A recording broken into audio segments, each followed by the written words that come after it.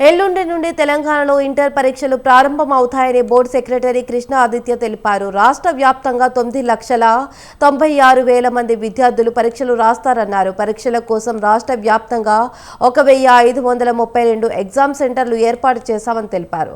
Inter పరీక్షలు జీవితంలో తొలిమెట్టు మాత్రమే అని విద్యార్థులెవరూ ఒత్తిడికి గురి కావద్దని సూచించారు. పరీక్షలో ఫెయిల్ అయితే జీవితంలో ఫెయిల్ అన్నట్టు కాదన్నారు. విద్యార్థుల కోసం ప్రత్యేక బస్సులను నడపాలని ఆర్టీసీని కోరామని చెప్పారు.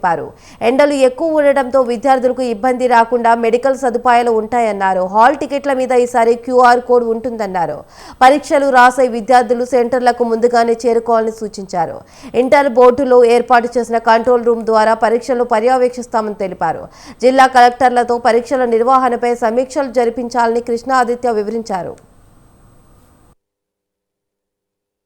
2025 ఎగ్జామినేషన్స్ ఎల్లుండి అనగా మార్చ్ 5 5వ తారీఖు నుంచి మొదలవుతున్నాయి.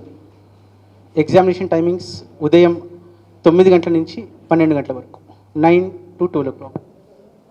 రాష్ట్రం మొత్తం మీద, తెలంగాణ రాష్ట్రం మొత్తం మీద 1,532 సెంటర్స్, 1532 ఏర్పాటు చేయడం జరిగింది.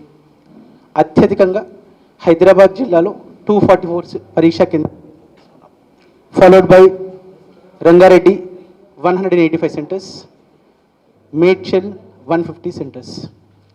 ప్రతి ఒక్క సెంటర్కు చీఫ్ సూపరింటెండెంట్, డిపార్ట్మెంటల్ ఆఫీసర్స్ ఏ అపాయింట్మెంట్ ఉన్నాయో 10 days ప్యాకేజ్ చేసాం. ట్రైనింగ్స్ అన్నీ కూడా కంప్లీట్ చేసుకున్నాం.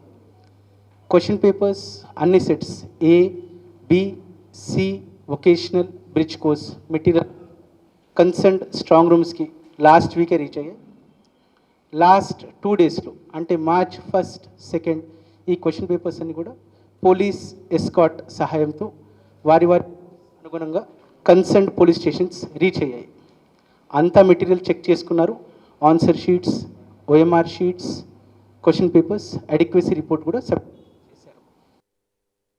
Intermediate public examination 2025